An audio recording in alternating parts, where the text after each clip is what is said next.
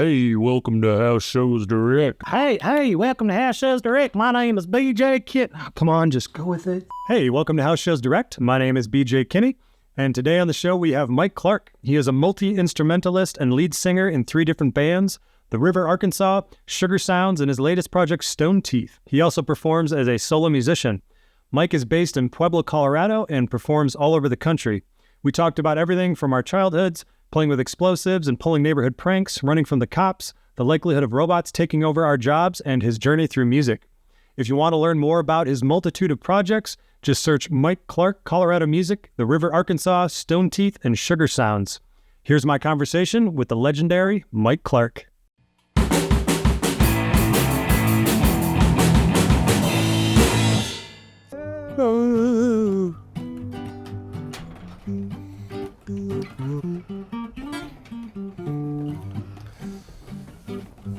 Welcome to the BJ Kinney Family Banjo Farm Branch Show. Yeah, with the banjo is in family and banjo show.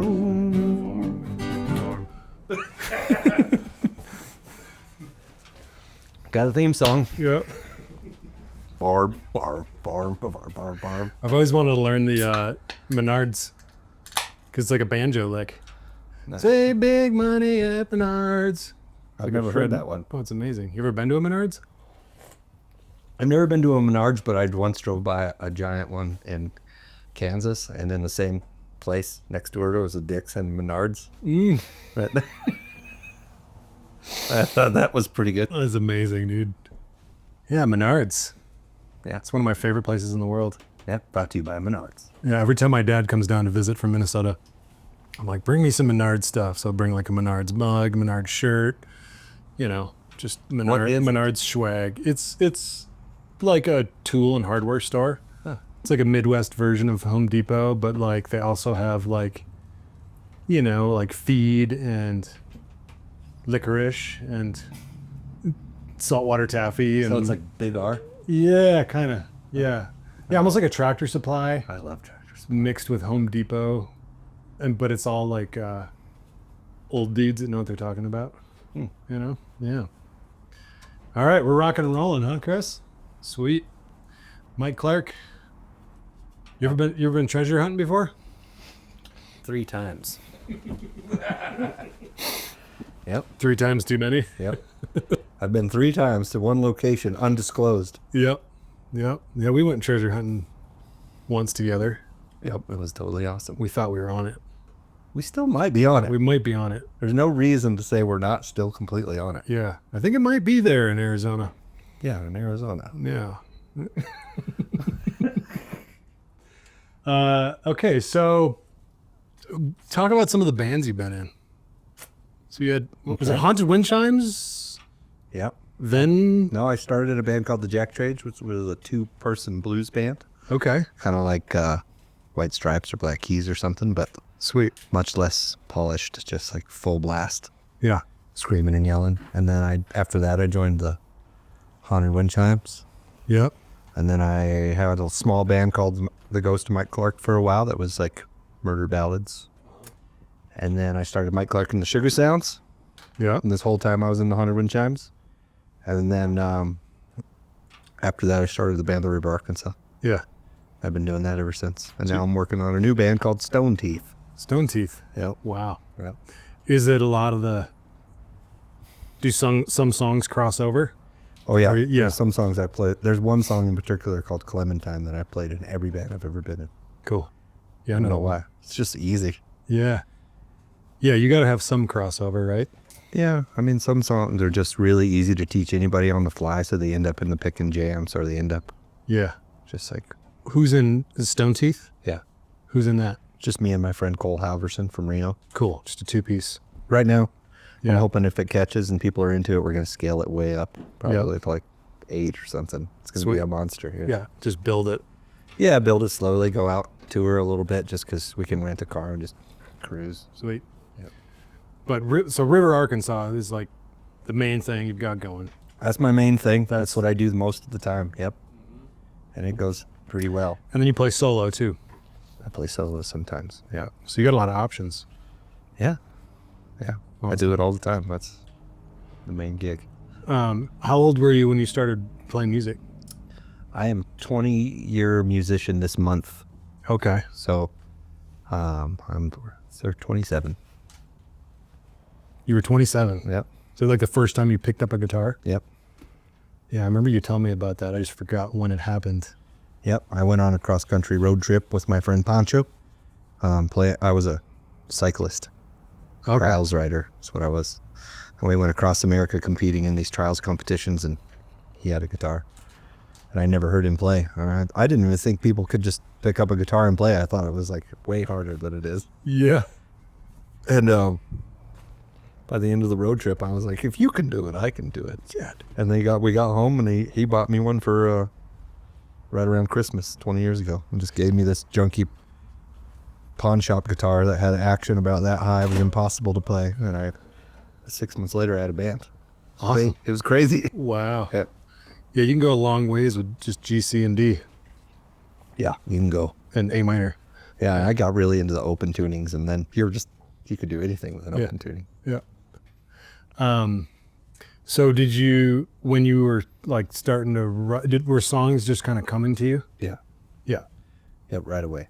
And Before you I just could even happen to play know the some guitar, good. Oh, okay. Well, I hadn't been a songwriter until then, but as soon as I started playing the guitar, I played to write. I didn't play to learn the guitar or anything. I only used it as a vessel to get the words out, really. Did like the melodies come first, or like the lyrics, or the ideas, the feeling, or what? How like Both at the same How did it time. show I up? think back in the day, it was like, because I was so new to guitar, that everything was like blowing my mind. So it was like, yeah.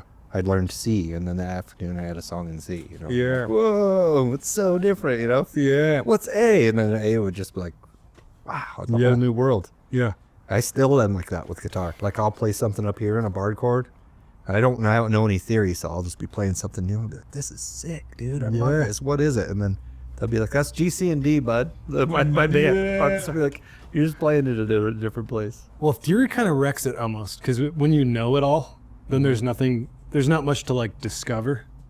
But when you like figure something out that you feel like you discovered, Yeah. but already existed, like within theory, or somebody else figured it out, it's like Yeah. whole new territory. It's pretty exciting. Yeah, I asked Rachel, my violin player in the River Arkansas, if she ever just accidentally blows her own mind or if she just knows what's happening all the time. She's like a super classically trained violinist. She's like, Yeah. no, I know what's happening the whole time. Yeah. It's like, I'm not finding anything new. It's all Yeah. theory for me. It's all just, Yeah. So you'll be like, check this out. And she's like, yeah. yeah, obviously, yeah. And she'll say, that's a this. I'm like, oh, okay. Yeah. She also has perfect pitch. So you'll be like, if you're off at all, she's like, oh my God, Yeah. cringing. Good person to have in your band. Yeah. Yeah. Yeah, man. And you play acoustic, electric, banjo, dope, or what is it? The resonator, Resonator, yeah. harmonica, Harmonica. jaw harp. Jaw harp in that band, yep. Yeah. Slide whistle. No. No, I wish though. I wish I had a good Dude, one. you should bust one out. Yeah. Yeah, I can whistle. Yeah, you got a sick jaw harp collection. I do. I have like 10 of them or something. Checking that out. I also go play mandolin and some piano and some violin.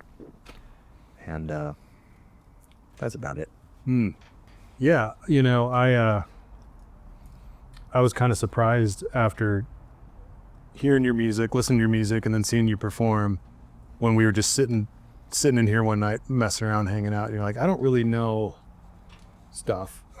Yeah. I'm like, what? How do you do all this then? You know? I just wing it, bud. Yeah, that's great. And you're a bit of a Renaissance man too, huh?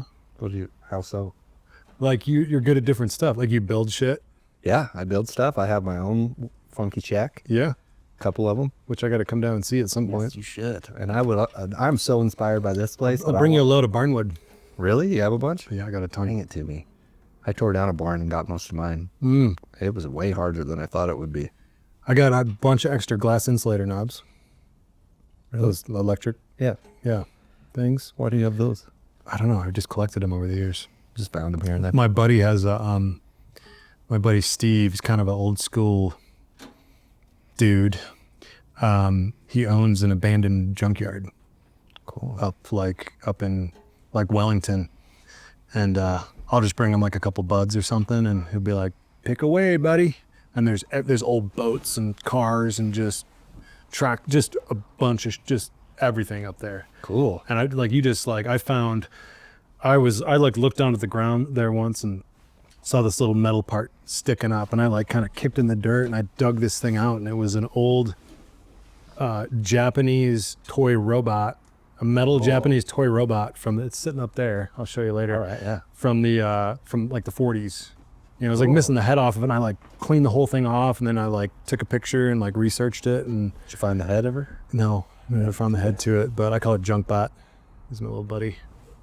And then you, That's awesome. what are your other skills? I've been a land surveyor since I was 20. Yeah. So I'm a land surveyor by trade. I do that a couple of days a week, which is pretty flexible nowadays. And yeah, I can frame and do all the house building stuff, no problem. Do your own electrical? Yeah, but I don't like it. Yeah. Yeah, I feel like that's just a matter of time, dude, Uh-huh. before the electrical gets me. Yep. Just don't backstab the outlets. Do the hook and then screw them around the terminal. Yeah, That's, the way to do it. those are the fire starters. Yeah. Yeah. And then if you're wire nutting two wire nuts together, twist the wires clockwise first and then do the wire nut. And you don't need tape. Tape is just like a false sense of security. Tape's not real? No. Really? No, people just do that for whatever reason. Don't let big tape hear that, bud. No. They're making a killing out there. Yeah. Oh, man. Cool. So how often are you performing these days? A lot. All the time. Yeah, I just hit it really hard the last 2 years. Really hard. Toured 3 years, really. I've been several all the states, couple countries. Yeah. Just going really hard. And right now I'm in a bit of a lull just because my van broke. Transmission went out in my tour van. Mm-hmm. That can be really discouraging, you know? Yeah. That's, I feel like, I don't know. I feel like there should just be like a big pot of money sitting somewhere that artists can dip into and buy a new tour van with or fix their stuff. Cause it's amazing how often touring artists, their fucking vehicles break down, then they got to do a GoFundMe and they feel bad about it. I mean, it's $3,000 for a new transmissions. That's the whole tour's money. Yeah. Like all the money. Yep. It's gone. Yep. It's for some tours, you know, if you're a bluegrass musician, you can make a lot more money. Cool. So yeah, you're doing River, Arkansas, Stoneteeth, Solo, Sugar Sounds. Those are my bands. Sugar Sound still is going.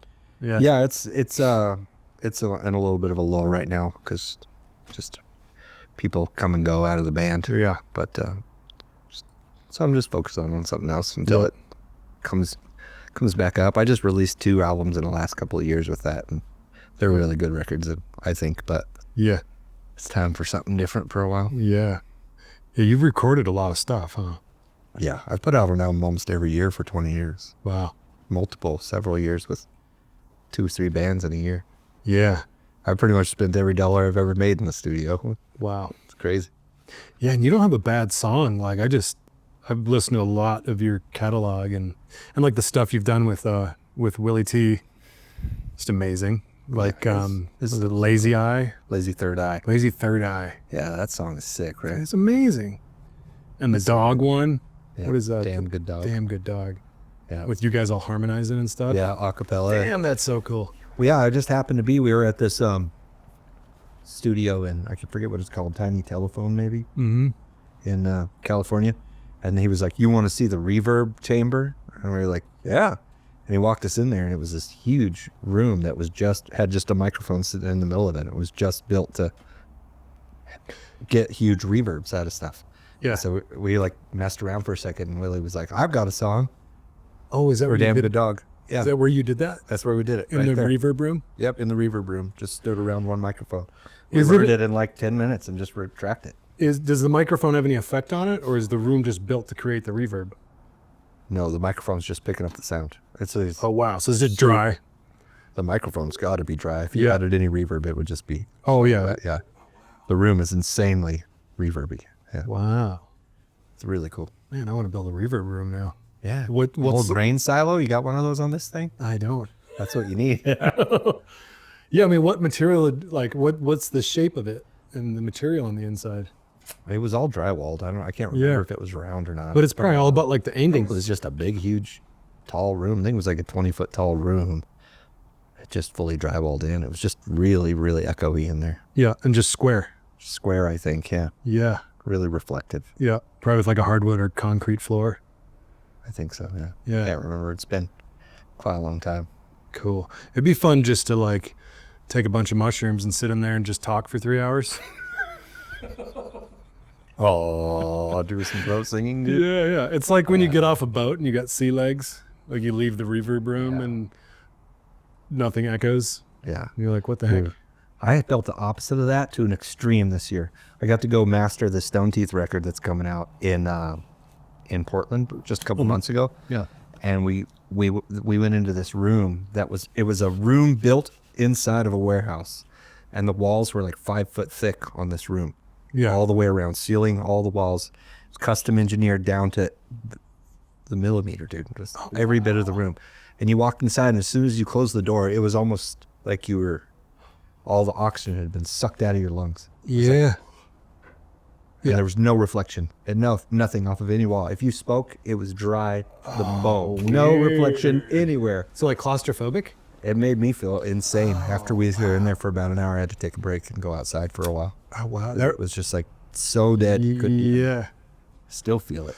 That reminds me, like, the deprivation tanks, Yeah, kind of where like there's that. no light, no sound, and then you're floating, Yeah. and it kind of just freaks you out. Yeah, it was really intense because I've never sat in on a mastering session, and we just watched this guy master the record, and you really get a sense of how closely they're listening to every detail of your song. And it's kind of, you're in this uncomfortable space with an uncomfortable moment where you're like, your music is under the biggest microscope, and you're kind of like, Wow. get me out of here, man. This is So you've recorded in a soundproof room, yeah. or like That was sound just dead, mastering. That was mastering. Yeah. and then in a echo chamber. Yeah, in an echo chamber. The echo chamber is sweet, dude. Yeah. But the best studio is just in my house. That's my favorite studio. Yeah. It's not the best sounding studio. Yeah, but Like, I mean, it sounds like highway all the time during every song. But Yeah. I just think of it like a record from the 70s or something. They didn't sound those were just rooms that they put some yeah. carpet on the walls. Call it Yeah. good.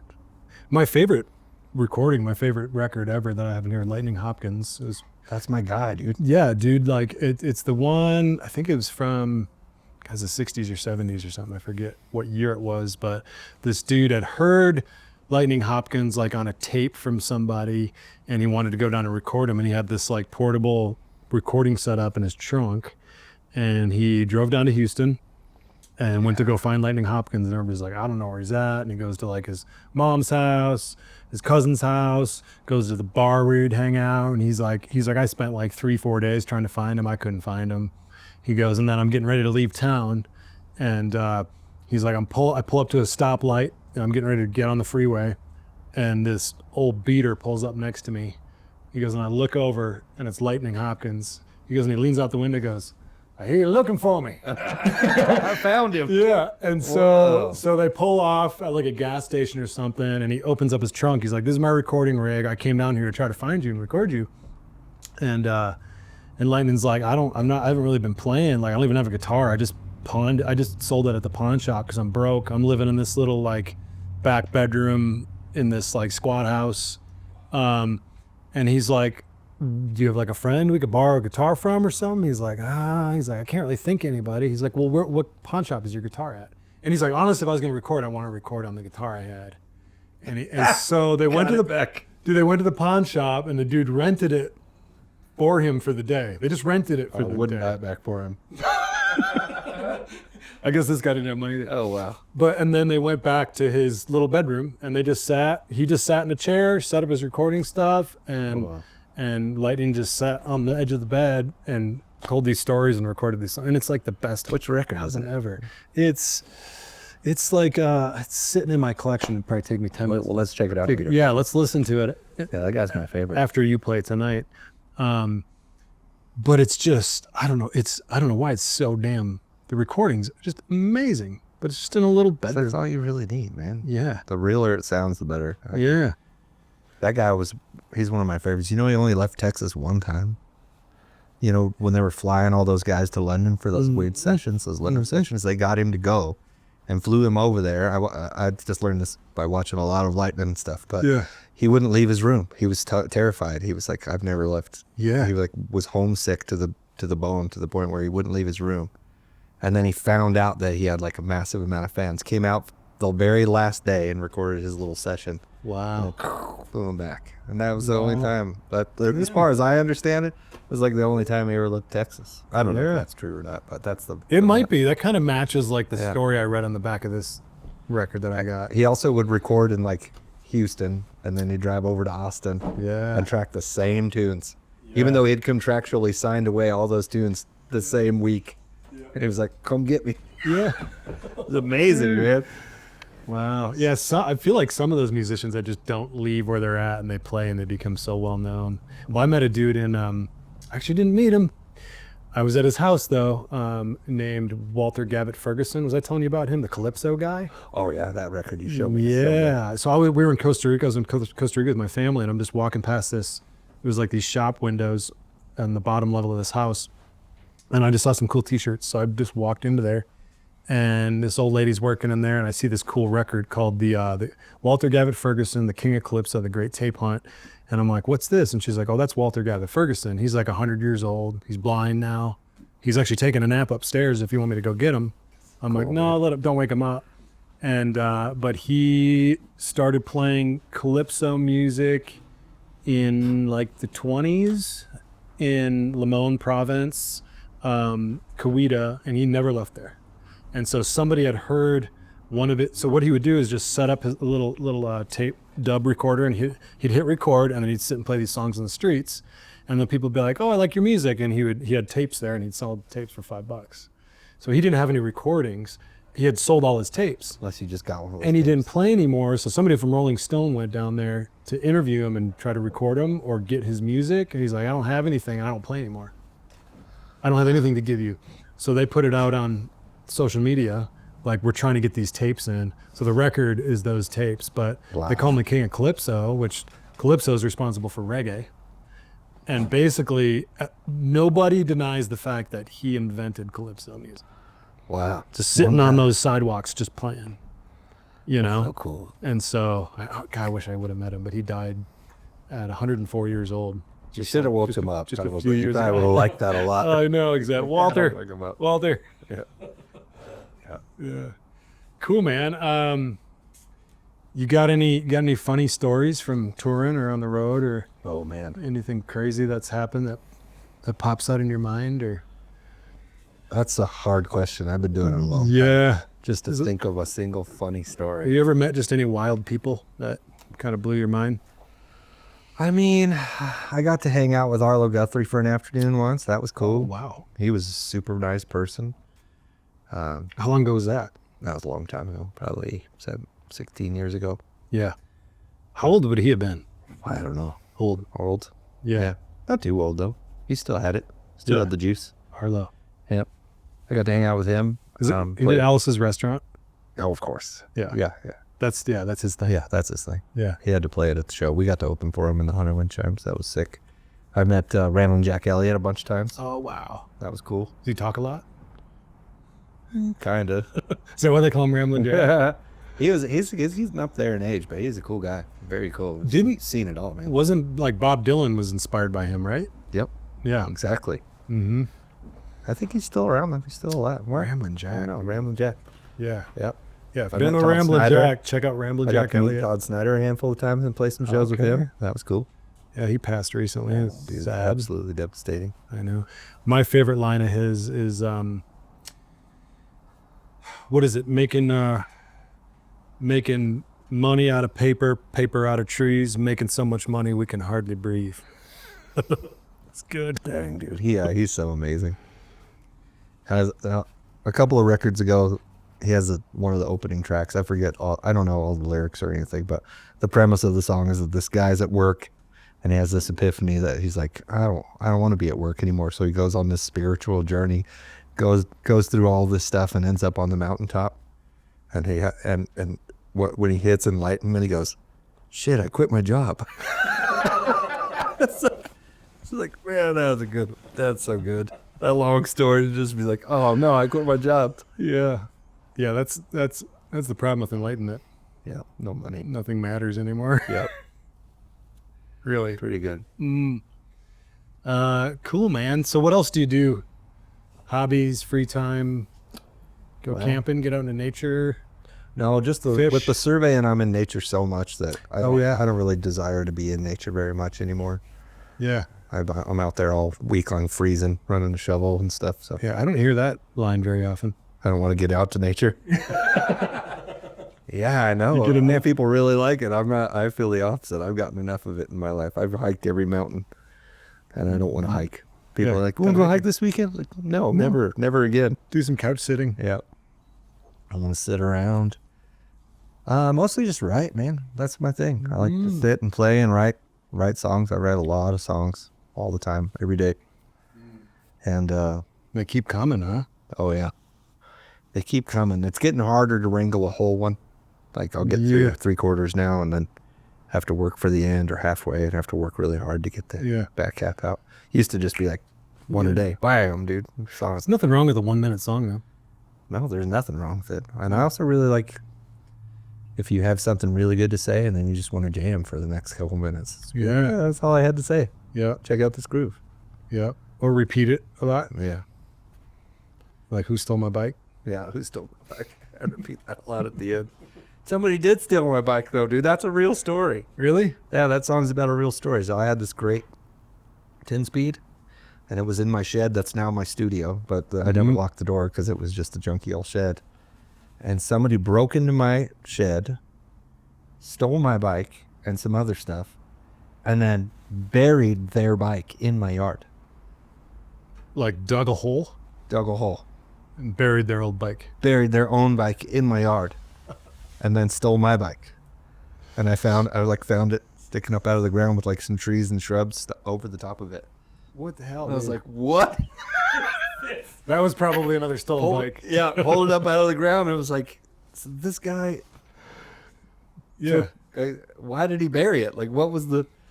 He was definitely... I mean, meth might have been a part of it. Yeah. Oh, I don't want to get caught. I better bury this bike. There's evidence right here. Yeah, it sounds a little methy. Yeah, it was a little messy at the time. But a little methy method. Well, we're gonna take a little break. Do a commercial here, Okay. and then You want me to leave the space? yeah. Okay. You got it.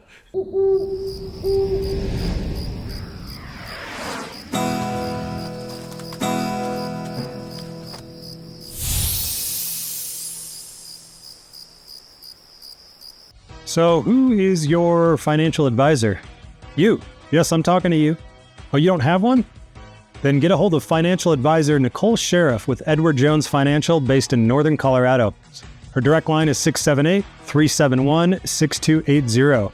Again, that is 678-371-6280, Edward Jones Financial.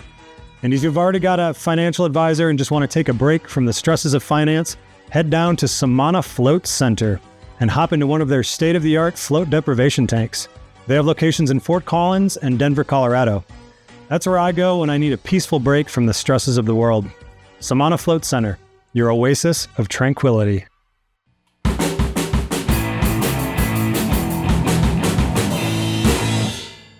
Stick in your brain starts. Don't go too far, man. You'll never get it out. You can only reference it lightly. Otherwise, we'll be here. Is it the Bare Naked Ladies? Yeah, oh yeah. We'll be singing that all night long. Are they good or bad? I only know the one song. Yeah. Do you think they're good? I don't know. It's okay if it's... I've thought a lot of things are bad only to realize they're good. And I thought a lot of things are good only to realize they're bad, like the movie Footloose. But they got to be okay to write that song. You know, that song's got a lot of words in it. Yeah. Crazy stuff, too. Yeah. I mean, I bet if you just hung out with those guys in the barn and just jammed and hung out, they'd be amazing. Yeah. You know, you can't judge them based off of one dumb song. Those poor bastards are still playing that song to this day, dude. They're still at the state fair just rocking chicken to child. 50 or 60-year-old men playing that same song. Dude, I met Shock G at with Digital Underground Okay. at the Humpty. Yeah. Uh, I don't remember that. I only remember Humpty as one of the members, though. yeah, And Tupac. the Humpty Dance. Yeah, he was a part of it. But they played at it was the Starlight before it was Hodie's Half Now in Fort Collins here. It was I think it was in 2000, and it was his 40th birthday. And they got up, did the whole act. He came out as the Humpty Hump with the nose on and everything. And then and it's Shock G's name, and I see him up at the bar getting a drink. And Humpty's name is Shock G? Shock G. He's I like thought two his different name was guys. Humpty. No, that's his character. Oh, when he has the nose on, he's Humpty. Yep, he's the Humpty. Oh, I thought he was always Humpty. Other than that, he's Shock G. Yeah. So Shock G's hanging out at the bar. When I walk up and I'm like, Shock G, I'm BJ, man. Good to meet you. And he's like, yeah, dude, fucking whatever. And I'm like, happy birthday, man. Can I buy you a shot? He's like, yeah, fucking whatever. I don't care. I'm like, what do you want? He's like, I don't care. I'm like, all right, a couple whiskeys, one for me, a shot. And like, we take the drinks. And he's like, doesn't even say thank you. I'm like, you okay, man? He's like, just kind of getting tired of this. I'm like, Yeah. I'm like, just like being the Humpty, doing the whole thing. He's like, yeah, just kind of, I don't know, man. It'd be nice to do something different, do something new, What is he doing now? Yeah, sorry, Shock G, if you see this, man. I'm not talking smack. I love you. You're my hero. Really? He's a hero. Humpty's my hero, dude. The one guy I look up to. Yeah, he once got dizzy in a Burger King bathroom. Yeah. Who hasn't? I go to Burger King. McDonald's, man. Gross. I've actually rekindled my love for Taco Bell recently. I haven't had it in forever, since in my 20s. So I hadn't had it in 20 years. And then somebody wanted to go to Taco Bell. I was like, all right, cool, whatever. Is it good? No, yes. Yeah. It's not good for you. It's kind of like, no, it can't possibly be good. Dude, Taco But it's John's. really good. Taco John's is terrible. I used to love Taco John's growing up. I went and got it last year, and it was just, the potato allays were just a mound of salt. It took a half an hour to get my food in the drive-thru, and it was cold and just terrible. Wet. Yeah. But sorry to switch the subject from Taco Bell. Okay, too. I mean, You were talking about Taco Bell. that's all I had to say. About Taco Bell. All right. So you got a CSU degree, right? No, I never went to college. Just making sure. Those minutes from yesterday. I never went to college. I have no degrees. Yeah, nothing. Yeah, I just did technical college. We did for electrician. Yeah. Seems like a good gig. It was $6,000 for a 2-year full-time program. That's amazing. Back in 2000, 2001. Yeah. I'd say probably electrician's borderline, but Yeah. you might get your job taken away by a robot. Maybe. Electrician's borderline. A brand new house, they could probably do it, I mean, I want to see a robot. but not an old house. I want to see a robot climb through an attic, drill a hole in the top plate of an already closed up wall, fish a wire down through that, through another 1-inch hole, down through a basement and back up to a switch. Exactly. It'll be impossible. Yeah, I don't think they could do that. Yeah. No way. Yeah. I love that about the trades. There's no way. They're not coming for us. They're just coming for the people who are the closest to robots already. I know. Well, it's funny because they're like, oh, AI's coming, but they're going to take everybody's jobs, learn programming. But now you just have AI program stuff. Yeah, it's over, dude. So even programmers are screwed. I get this feeling, not to get on a whole AI tangent, but I think we're getting to a point where the internet, if we don't get a second internet, is just going to be for robots. I don't think it'll have any interest for humans anymore, unless you just want to watch fake videos that are. Yeah, wait, I missed what you said. I think AI is going to take over the whole social media and the internet to the point where it won't even really be for humans anymore. Oh, It God. will just be bots looking at stuff and commenting because they're programmed to. Oh, And humans will be like, I think I'll go back to life. I'm going to go camping. I think it could be the end of social media. I hope. That's my figure. My fingers are crossed that that's the end. That's because all the content will just be, it's already so boring anyways, because it's just all of it's advertised based now. Even if it's just a person doing something cool, they're doing it to get likes. So that's an advertisement, right? Yeah. Weird way. Yeah. Huh. What do you want people to say at your eulogy? At my eulogy? Yeah, when you're dead. I don't know what I want them to say about me. I'm sure they'll have some things to say. Yeah. I want my headstone to say. Who would you have do it? What's that? Who would I Who have? would you have do your eulogy? I get anybody. I can pick anyone in the world to stand up there. Anybody. Ramblin' Jack could do it. Shock G, the Humpty. I don't know. I don't know if I would want a funeral. I don't know. I don't want to choose that. Somebody else. That's the people that are still alive. When you're dead. But I want my headstone to say, "I told you I was sick." It's pretty good. That's what I wanted to say.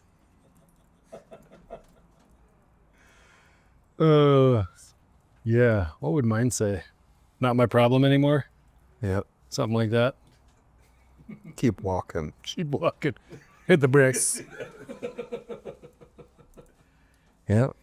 But I'm not gonna die, bud. I'm not just gonna get uploaded. Yeah. You'll see. What have you been trying anything new lately that you've never done before? Trying anything new? Or thinking about trying anything new? Yeah, in a sense, I'm trying something new. The Stoneteeth band is a completely new thing for me. Is there anything new you're doing, like stylistic? Yeah, it's totally different singing voice. Yeah. So I'm using a different voice that's like really low, like a really low singing voice like this. Ooh. And I'm speaking about things that are upsetting me in the society, which I never. Oh, gotcha. I've only ever I've had some funny little like kind of silly songs about how I feel about the world and things, Yeah. but this one's like full blast, Like a little heavier. a lot heavier. And then Yeah. Like you're pissed. I'm pissed, Yeah. and it should be. Yeah. But one of the things about it is I wanted to create this character to embody something that I've felt I've wanted to do for a really long time. And when I look back on my music career, the one thing that I still feel like I have left to accomplish is I want to have like a visually stunning show as much as the music, maybe even more so than the music. And that's the thing I want to work towards now in my life is I want to make something that when you see it freaks you out a little bit. Okay. Which I don't know how I'm going to get there, but I'm going to work. That's what I'm working towards with this. Like costumes? Yes. And Full blast. lighting and like. Fully thought out lighting, Yeah. all that stuff. Yeah. Stage props, all of it. Yeah, characters. I want to play characters and like, Yeah. I wouldn't say act so much, but I want to like create vessels to say the things I want to say Yeah. or be the people that I have that are inside of me. Not like I have multiple personalities or anything, but I don't have like as a musician, I don't have a one thing. I do so much different stuff, so many different things with music. Like I want to be a soul singer and a folk singer and a blues guy, and I like want to make synth pop, or I want to make everything. Yeah. I don't want to be stuck. I don't have one sound that I'm going for. I do think we have like different parts about, not like multi-personality, but like, have you heard of IFS, Interfamily Systems? It's like a form of therapy. Well, family systems therapy was like this therapist that would work with families, going through stuff. And then what he would notice is like if dad left the room, mom and son interacted different. No. Or if mom left the room, dad and son, they acted differently, like based on who they were around. So what he started figuring out is that like people like in our lives when we experience trauma or something crazy, like a personality sort of splits off. Like I've got like an 8-year-old version of myself and then like a 10-year-old version and then like a 15, like if something kind of crazy, it was like a big life change. There's like this part of us that kind of splits off and like stays there and like lives inside of us. So we end up with this like family, you know what I mean? There's like this inner child kid that's like innocent, and then there's this like angst teenager. And then there's like this dude in his 20s that's kind of like, got a big ego and you know what I mean? And you end up walking around, you're kind of like this dysfunctional family. Whoa. Walking around within yourself. So what he does is he gets you in the therapy, he gets you to kind of like walk down these hallways and into this room, and some of them we've like banished, you know, and we don't let them out. Fully close the door. But then they'll like come out if we're like heavily triggered or like blackout drunk or like, you know, I mean, they'll like come out to like handle shit. You know, it's kind of, the whole thing is wild, but more on like the level of what you were talking about. There's those different characters that we have inside of ourselves that each have like their own story and their own connection to the world. You That's know, wild to him. I don't know. That's when you were talking about from it, there would be. got me thinking about that. Yeah. That's great to think about. Yeah. Yeah. I've got like a little, like my 8-year-old Bobby, because I'm Bobby Jr. And like, he's like the fixer rescuer guy. Cause like when my family was all falling apart, you know, my parents getting divorced, everything was so dysfunctional. I was like trying to make everything better. So like, if I'm hanging out with a group of people and somebody's like, hey, can anybody help me move tomorrow? Bobby would always speak up and be like, I'll help. Yeah. But now I got to be like, dude, chill for a second. Give it 30 seconds. Somebody else, some other dumbass raises their hand, and I'm like, sweet, I'll have to help him move. But he hangs out with me, and I like talk to him and shit, and you know, it kind of makes me seem crazy. But I'm like his dad now. Yeah. Did you start thinking about that after reading about that other thing? Yeah. Or hearing about it? Wow. Well, I always kind of felt like the whole inner child thing. I always felt that connection where I'm like, oh, I kind of have to like. I had a pretty dysfunctional childhood. There were some really good things, but I'm like, oh, that little kid is still there. And he's still kind of like scared shitless. Wow. And I got to be the one to be like, dude, I got this, man. You can chill. Like, you can be a kid and have fun, and then I get to have fun. You know what I mean? I don't feel like I have to be in control all the time. You know, so I feel like I was doing that a little bit already. But then I learned about that, and I was like, damn, this is like a whole real thing, you know? But that's amazing. I had an awesome childhood. Yeah? Yeah.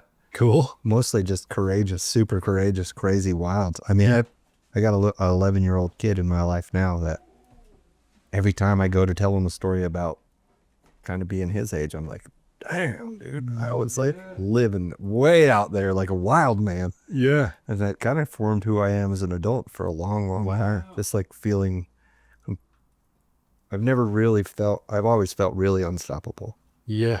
Just because everything I've ever tried, I've just went for it. You know, I'm gonna jump off this building. I did it. Yeah. So like, did you get in a lot of trouble? For the stuff I got caught. Yep. Yeah. The stuff I got caught doing. You got away with a lot. I got away with a lot. I'm pretty fortunate in that way. Would you do like build big jumps or like blow shit up, or what was some of your favorite? Steal. I like to steal stuff a lot. I was really into stealing things. Some stealing. That was fun. Yep. Did some stealing. I did some blowing up stuff. I made a bomb out of some gunpowder once, and I was probably 7. Yeah. It didn't blow up though, thank God, because I was standing real close, dude. I made the fuse out of toilet paper, so it just didn't go. I got really lucky that day. I think about that a lot actually, because it was like toilet paper roll with like tape, scotch tape over the end, filled to the brim with gunpowder, dude. Oh my God. Because my dad. Did you break a bunch of fireworks apart, or how'd you get the gunpowder? No, my dad used to have this shotgun shell reloading room. Sweetest in our house. He just had all that stuff. Cache of gunpowder. Yeah, gunpowder. At least, yeah. And I filled it up, and then I taped the other end with toilet paper running out of it about that long, and then lit it, and it just stopped before it got there, and it was too short to light it again. Yep. I got so lucky, dude, because I was maybe standing from here to here watching it. Yeah. Wonder what's gonna happen. Blow my legs off or something. I got really lucky that day. Oh wow. Yep. I built a rocket launcher. You might have already had that tombstone. Yep. I built a rocket launcher once out of Estes rockets. Really? Yeah. Like a homemade rocket launcher. Yeah. When I was 10, I think. Did you ever make a potato gun? Yep. Those are cool. Yeah, they are cool. I bet if you make a really good one, you'll never find that potato again. Just hit some jogger in the head. Or she's gone, dude. Yeah, dangerous. You shoot them really far. Dangerous. Yeah, I think back on some of the things we did, and I'm like, damn it, dude, like somebody could have died. I mean, it was my buddy's 12th birthday, and we all snuck out in the middle of winter in Minneapolis. And there was this one, we always skateboard through the neighborhood, and this one neighbor would just always give us shit. He was just an angry dude. And so we snuck out at like 2 a.m. with a water balloon launcher, and we went across the street behind a snowbank and packed a snowball like this big, put it in the water balloon launcher, pulled it back, waited. I didn't launch it. Pablo did it. And the dude, we ring the doorbell. The dude opens the door and we just went Blasted and it. hit him right in the chest. Dude, he's like, ooh, and we're like, oh shit. And just like, What did you think was going to I think I was just holding one of the things like, are we doing this right now? Yeah, dude, we did. So how do you do? Was he okay? I don't know. Oh, you walked away. He could have died right there. Yeah. What happened to the launcher? I don't think it's. Did you get the launcher out in time? Yeah. Oh, good. That's good. There's other things you can do with water balloon launchers. Mm-hmm. Yeah. Snowball right to the chest. Ooh. Yeah, it was bad. Damn, hardcore, dude. Yeah, I think we thought about it like right as it released. We're like, oh, bad idea. The one time You're not thinking when you're 12. One time on Halloween, we were running around soaping people's houses. I'm from a teeny town out Callahan. Yeah. It's like 800 people or something. So Yeah. me and Callahan. Colorado. Oh, Yeah, was running around soaping windows, and one of the kids who was kind of a notoriously like, now looking back on it, he wasn't any worse than the rest of us. He just was sucked at hiding it. Yeah. You know, he was the one that got caught for everything because he was kind of an idiot. Yeah. But he was walking around with a paintball gun shooting up these same houses we were soaping, which at the time when we saw it, it's like where you just take a bar of soap and you go over their windows on the house and run away. It's like impossible to get off.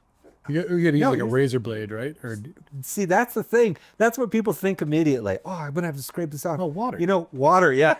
Water takes it off. yeah. So So anyway, anyway, like we were- pre-clean their windows. Yeah, we were soaping these houses, and then somebody went to like ring the doorbell, and we were all going to run away right after we soaped it. Yeah. And right when they rang the doorbell, they opened the door, and this kid shot some paintballs into this person's house, and it happened to be the basketball coach.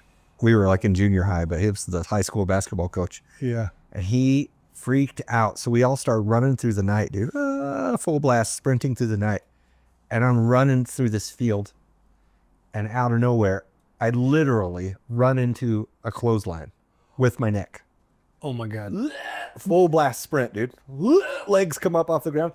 Blam, down on the ground. I'm just laying there. So they And call it a I clothesline. see the cop car drive by with the lights on looking for kids in the thing. And I just happen to be clotheslined down on the ground in this tall grass. And he goes by and I don't get caught that night. Yeah. And I spring up, Yeah. run off. It was an amazing moment. I did get caught later though. Yeah. See, burdens turn to gifts. Yeah. That clothesline was looking out for you. I got caught the next day, but Yeah. it wasn't because of the giant lion on my Isn't neck. that the worst, getting caught? And you got to like sit down and Yeah. deal with it. And they're like, what were you thinking?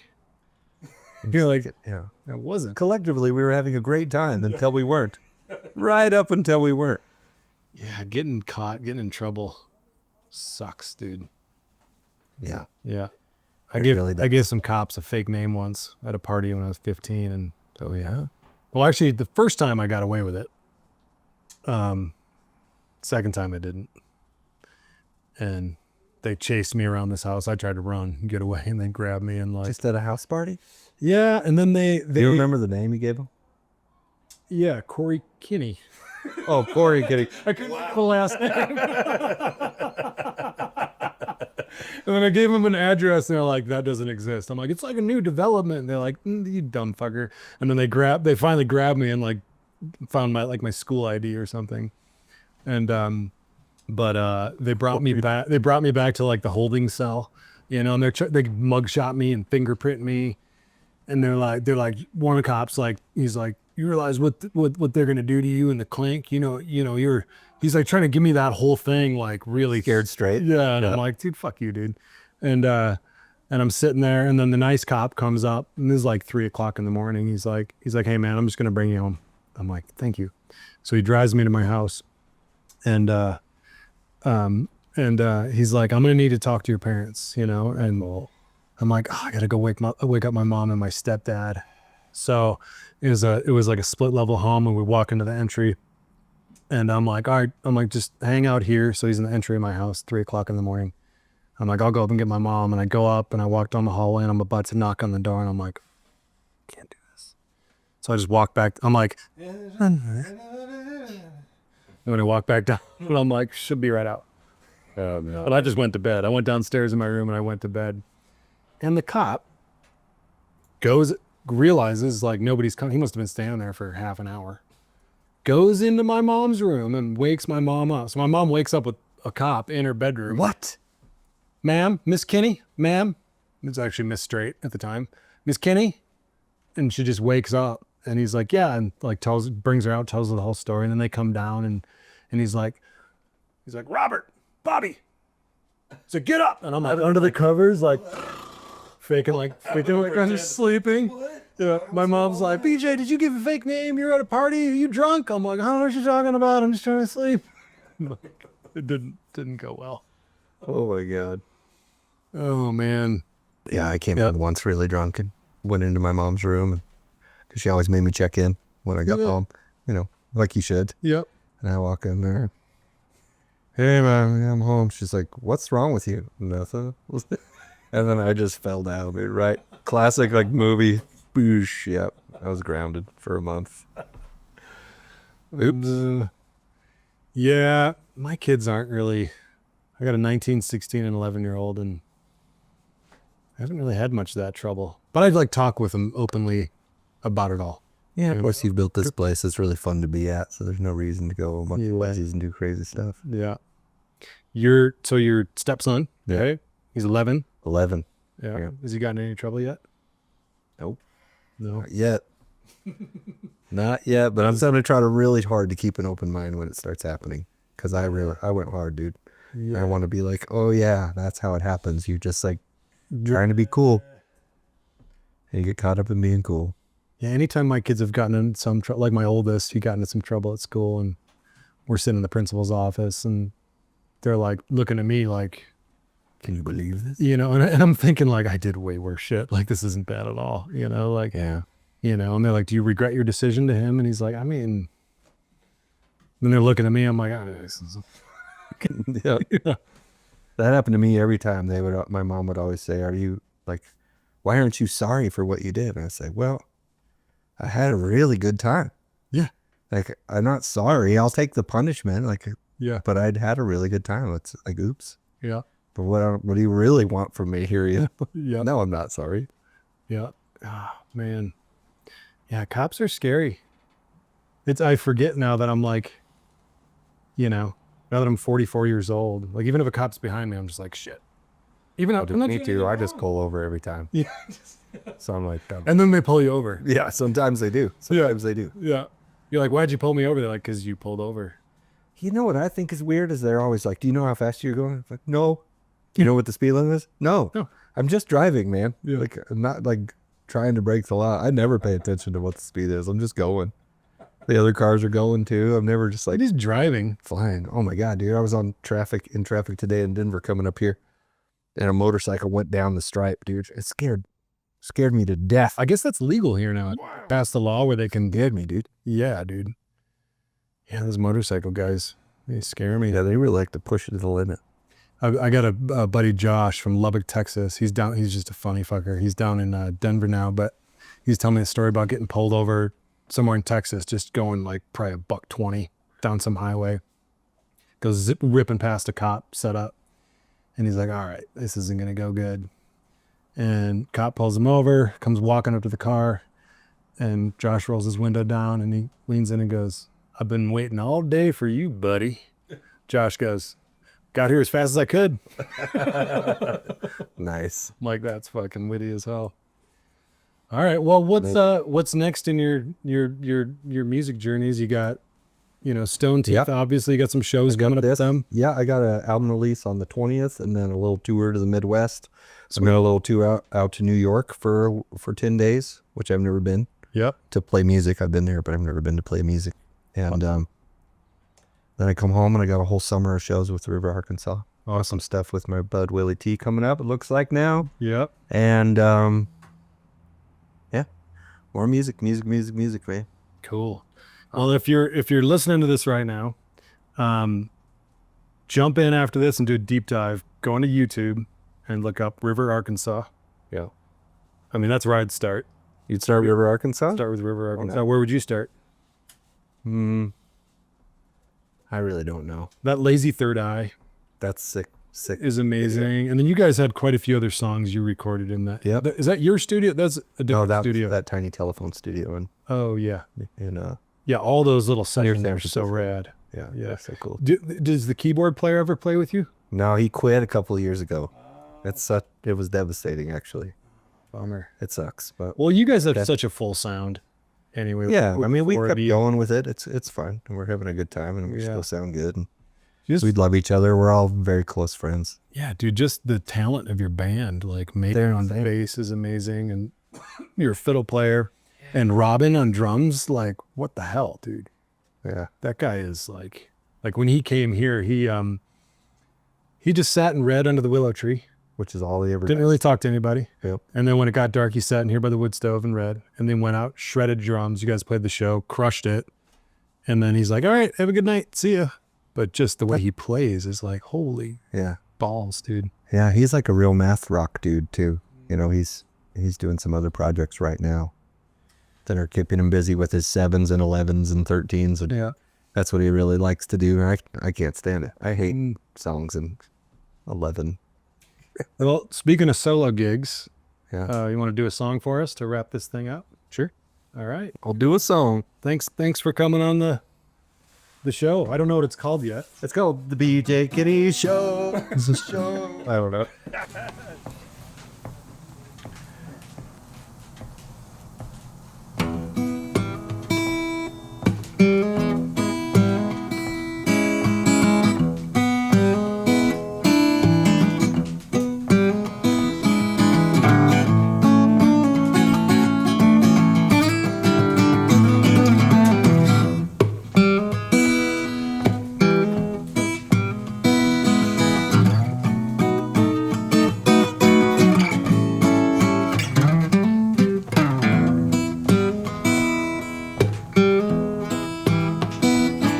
Well, I'll be doing much better with a bigger chunk of cheddar. Been having big dreams about stacking lots of paper. See you later, alligator.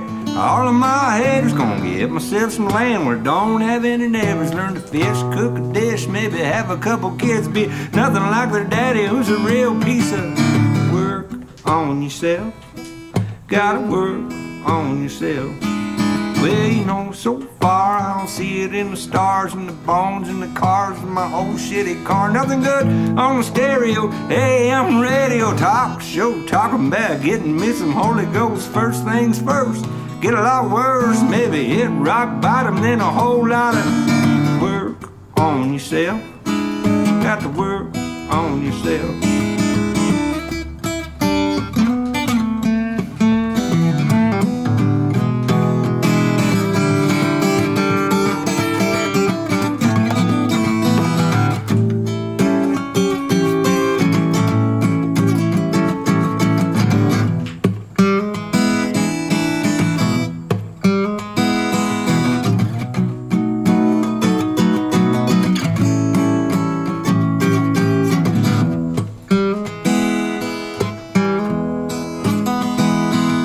Well, the truth be told, my woman went cold. Used to say that she loved me, but she don't no more. And I got bored by myself a bunch of boards and tried to build a shed.